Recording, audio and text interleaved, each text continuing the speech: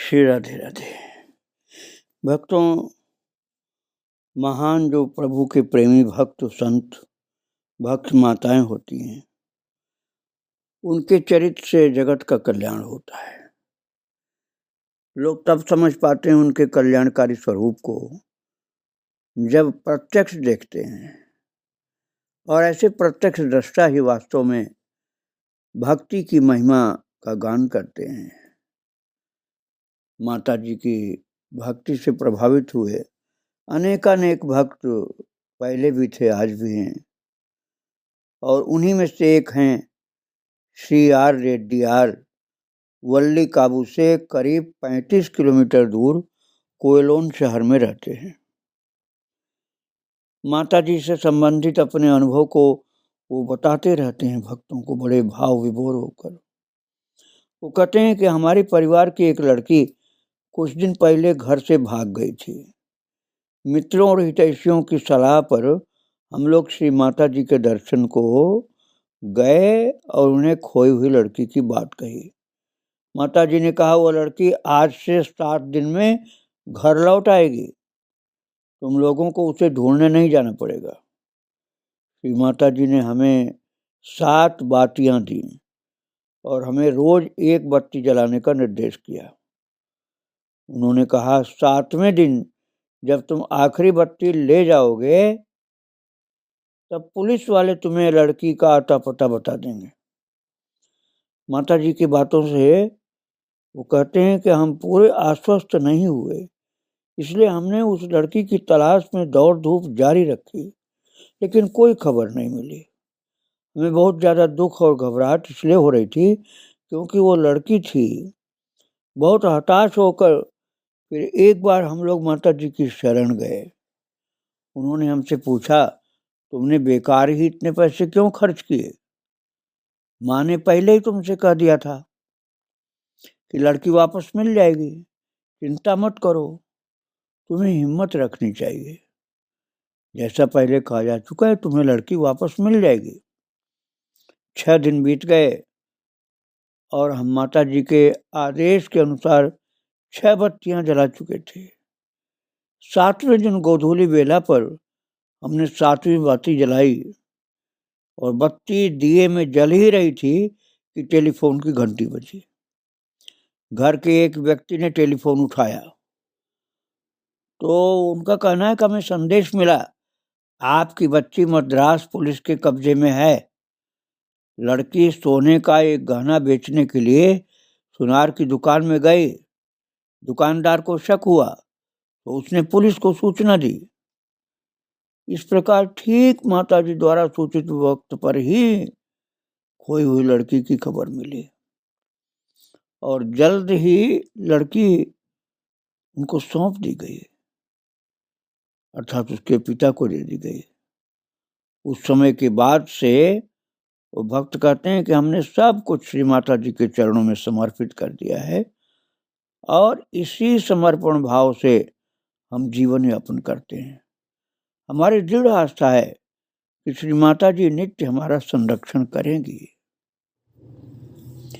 और भक्तों में एक माता कुंजम्मा उनका नाम है, श्री माता जी के आश्रम से 12 किलोमीटर दूर कायमकुलम में रहती हैं।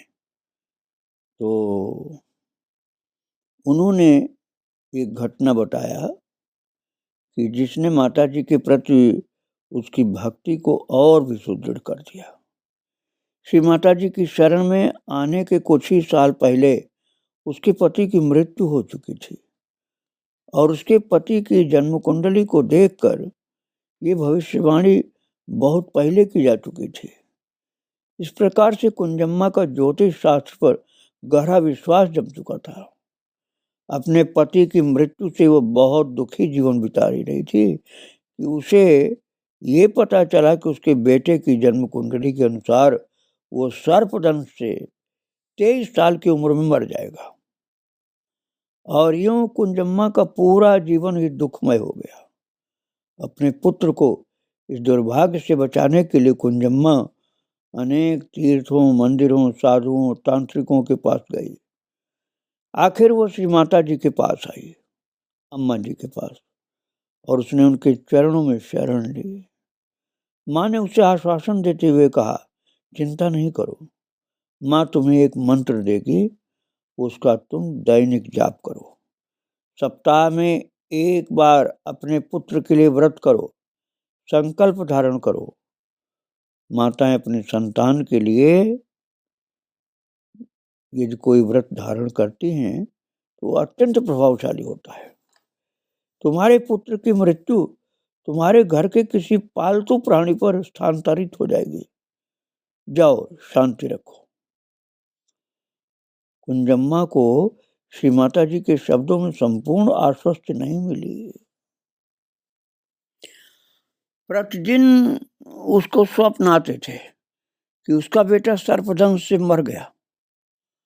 अपने पति की मृत्यु के बाद घर की रखवाली के लिए कुंजम्मा ने एक कुत्ता पाल रखा था।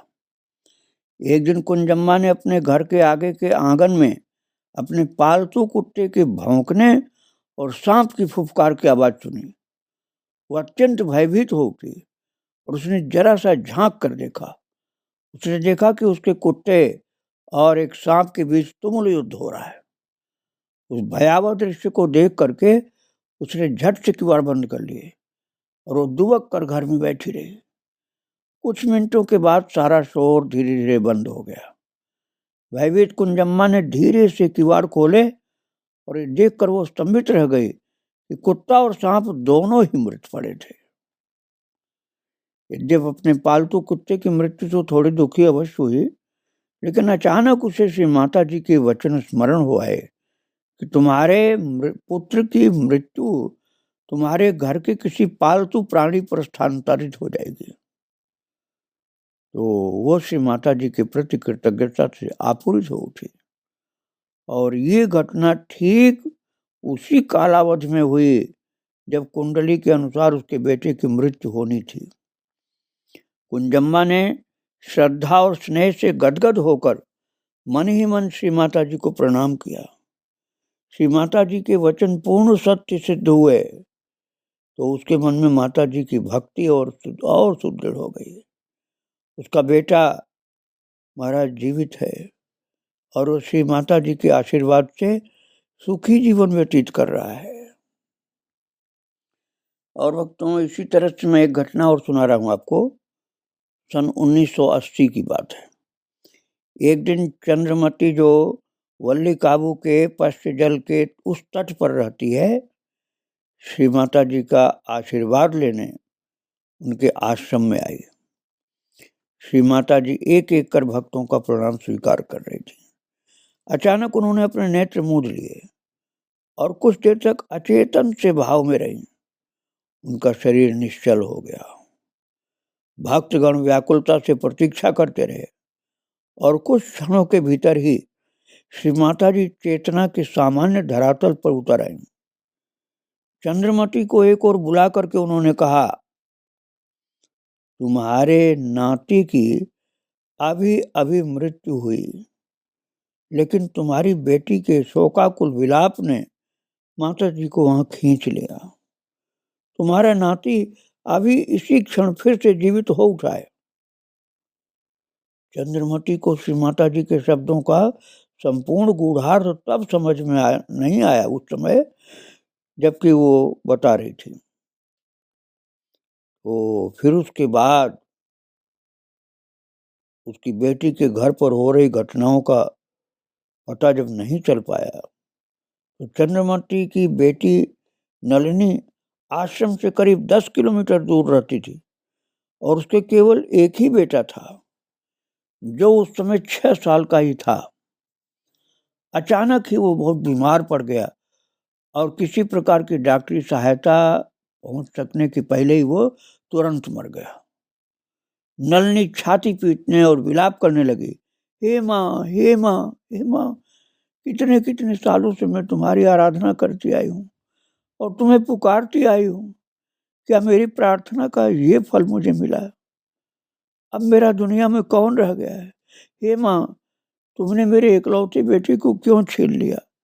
तुमने मेरे इकलौते बेटे को क्यों छीन लिया? ऐसे कह के रोती रही हो। अचानक ही नलिनी के बेटे की लाश के पास बिजली चमकी और कुछ क्षणों में ही लड़का फिर से जीवित हो उठा और ऐसा लगा वो केवल गहरी नींद से उठा हो। चंद्रमती ने तब अपनी बेटी को मंदिर में माताजी द्वारा वचन सुनाए और तब उन दोनों को ज्ञात हुआ कि केवल श्री माता जी की अनुकंपा से बच्चे को अपना जीवन प्राप्त मिला, वापस मिल गया। आनंद के आंसू बहाते हुए उन दोनों ने श्री माता जी को शतशः प्रणाम किया। भक्तों, श्री माता जी ने वर्षों से संतति उत्पन्न न कर सकने वाले निसंतान युगलों को अपने अलौकिक संकल्प से संतति का वरदान दिया था। ऐसे युगल श्री माता जी के सानिध्य में आते और उनके चरणों में शरणागति मांगते। निष्ठापूर्ण प्रार्थना और हर परिस्थिति में दृढ़ आस्था से वे दो सर्वाधिक महत्वपूर्ण साधन हैं जो भक्त को अपने जीवन की वांछित कामना को उपलब्ध करवाने में सहायक होते हैं। शरणागति में इतना आत्मविश्वास, मनोबल और आस्था होनी चाहिए कि वो गर्भावस्था के दौरान आने वाले कष्टों, संकटों का सामना कर सके। श्री माता जी ऐसे युगलों का चुनाव बड़ी कड़ाई से करती हैं और ऐसे युगलों को चुनती हैं जो सचमुच ही इस वरदान के योग्य हैं। श्री माता जी का परीक्षण अत्यंत सूक्ष्म बातों पर निर्भर करता है और वह स्थूल मानवीय बुद्धि के क्षेत्र से परे होता है। और फिर भी अनेक भक्तों को श्री माता जी से वरदान प्राप्त करने का सौभाग्य प्राप्त हुआ है। उनमें से महाराज 4 बच्चों की कथा हम आपको सुनाने जा रहे हैं। उसमें से अब आपको जो सुनाया जा रहा है विद्याधरण और ओमना वल्ली काबू से 5 किलोमीटर दूर वाग काबू में रहते हैं और 9 साल के विवाहित जीवन के बाद भी संतान न होने से अत्यंत दुखी थे। तो अपनी संतान को छाती से लगाने की मानव सुलभ कामना से वे छटपटाते रहते थे। नन्हे बच्चे की मधुर मुस्कान और तोतली बोली उनके लिए एक सपना था। उनके जीवन में वो साकार नहीं होने वाला था। इसी दौरान ओमना की बड़ी बहन सरसाम्मा ने, जो श्री माता जी की परम भक्त थी, उसे माता जी की महिमा के बारे में बताया। 1977 में ओमना अपनी बहन सरसाम्मा के साथ आश्रम में आई। अपनी बारी आने पर ओमना ने मंदिर में प्रवेश किया और वो माता जी के निकट पहुंची। इससे पहले कि ओमना अपने जीवन के दुर्भाग्य के बारे में कुछ कहे, श्री माता जी ने उसे आश्वासन देते हुए कहा, बेटी तो यहाँ शिशु की कामना से आई है, माँ तेरे दुख दूर करेगी। 4 महीने के अंदर ही बच्चा गर्भ में आ जाएगा। और माता जी के वचनों में संपूर्ण आस्था के साथ ओमना घर लौटी। श्री माता जी के वचन सिद्ध हुए, सत्य सिद्ध हुए। 4 महीने के भीतर ही ओमना के गर्भ के लक्षण दिखने लगे। विद्याधरण, ओमना और सारे सगे संबंधी अत्यंत प्रसन्न थे। 9 साल से वे बच्चे का सपना देख रहे थे, प्रार्थना कर रहे थे और अब उनके जीवन की अभिलाषा साकार होने जा रही थी। उन दिनों की बात है भक्तों कि ओमना काजू की फैक्ट्री में काम करती थी। जब ओमना का गर्भ ठहरे 4 महीने हो गए तो उसे डॉक्टर के पास ले जाया गया और उन्होंने गर्भधारण की पुष्टि की। 9वें महीने में उसकी फिर से जांच की गई और जो डॉक्टरी रिपोर्ट आई वो सुन करके उन पर बिजली सी गिर गई। रिपोर्ट कहती थी कि ओमना गर्भवती नहीं है। और भक्तों, आश्चर्य तो इस बात पर था कि ओमना का पेट तो सामान्य गर्भधारण की अवस्था के समान ही बड़ा और फूला हुआ था, उसमें कोई अंतर नहीं आया था। ओमना, उसका पति और घर वाले चिंतित हो गए। उसे दूसरे एक अस्पताल में ले जाया गया और वहां अनेक स्त्री रोग विशेषज्ञों ने उसकी जांच की और उन्हें गर्भ में शिशु का कोई चिन्ह नहीं दिखाई पड़ा। और भक्तों, आखिरकार एक डॉक्टर ने, जो स्त्री रोग विशेषज्ञ था, मां के गर्भ का एक्सरे लिया और एक्सरे फिल्म पर गर्भ के भ्रूण के स्थान पर गहरा धुआं देखकर डॉक्टर को बहुत आश्चर्य हुआ। सभी लोग चकित थे और साथ ही उसकी वजह अर्थात उसका कारण जानने के लिए उत्सुक थी। डॉक्टरों की टीम उत्सुक थे कि ये गहरा धुआं यहाँ क्यों दिखलाई पड़ रहा है, बच्चा तो है नहीं यहाँ। तो घबराए हुए सगे संबंधी ओमना को कोयलोन में दूसरे अस्पताल में ले गए। फिर एक बार सारी जांच की गई। डॉक्टर लोग किसी अंतिम निर्णय पर नहीं पहुंच पाए। जब गर्भ में शिशु के कोई चिन्ह नहीं दिखे तो ओमना के सगे संबंधी, जितने थे सगे संबंधी, सब बड़े हताश हो गए।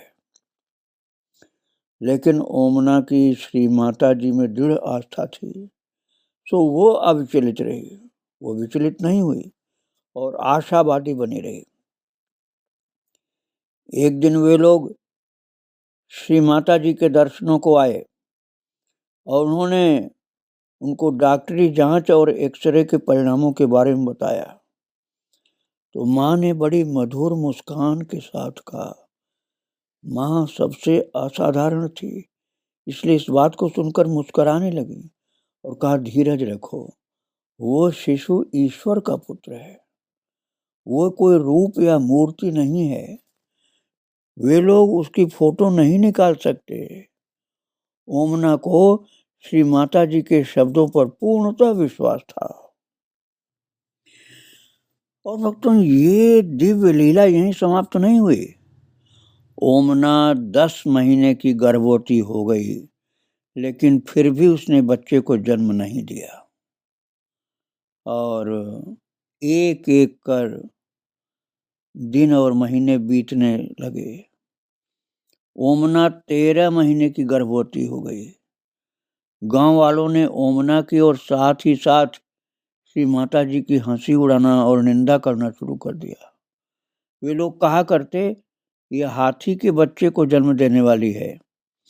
दूसरे कुछ और व्यंग करते, अरे वाह, उस मछुआरे ने इसको एक महान बच्चा दिया है, शायद ये कोई नाग जनेगी। ऐसे लोग चिढ़ने वाले व्यंग करते थे। ओमना और उसका पति प्रार्थना और ध्यान में समय व्यतीत करता था और उनकी एकमात्र मुक्तिदात्री और सहायिका श्री माता जी ही थी। उनके लिए सचमुच कठोर परीक्षा के दिन थे।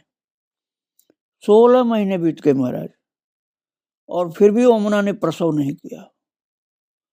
गांव वालों ने अपने गाली गलौज जारी रखा और कभी कभी तो वे लोग अश्लील बातें भी करने लगते थे।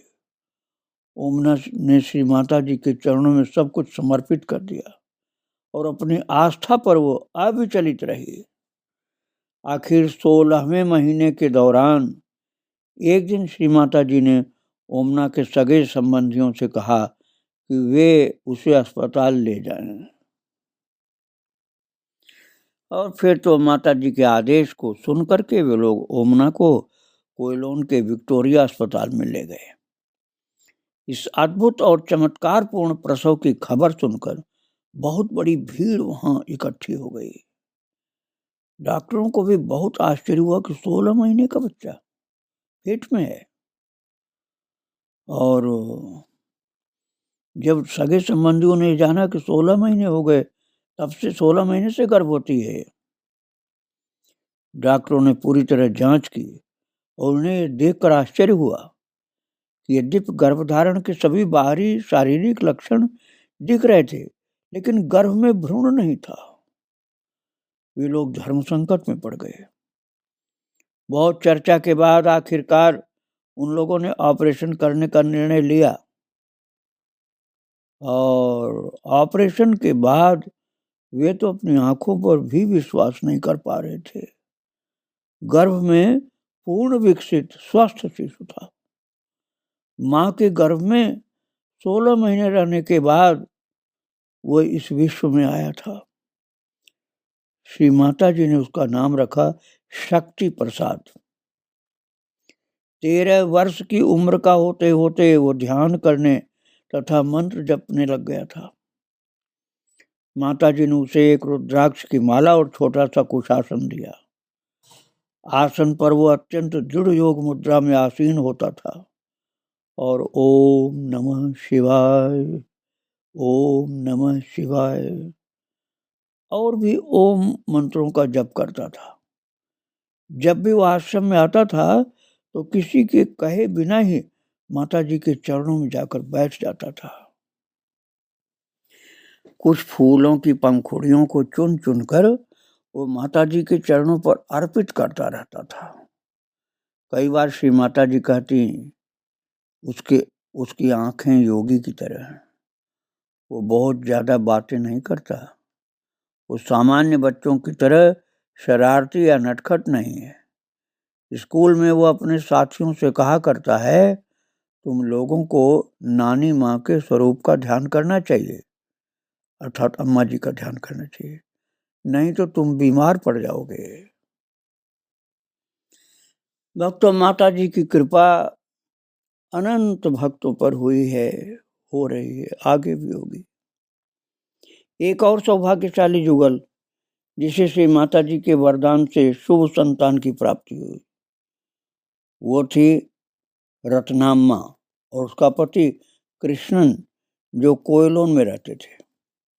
रत्नाम्मा 1976 में आश्रम में आई। एक ऐसी विशेष घटना हुई थी जिसकी प्रेरणा से वो श्री माता जी के दर्शनों के लिए आई। रत्ना की एक ईसाई पड़ोसन रीना को छाती में बड़ी पीड़ा रहा करती थी। श्री माता जी की महिमा सुनकर एक दिन वो उन्हें देखने आई। माता जी ने उसे जो पवित्र जल और भभूत दिया, उससे उसे अपनी छाती की दर्द से पूरी तरह मुक्ति मिल गई।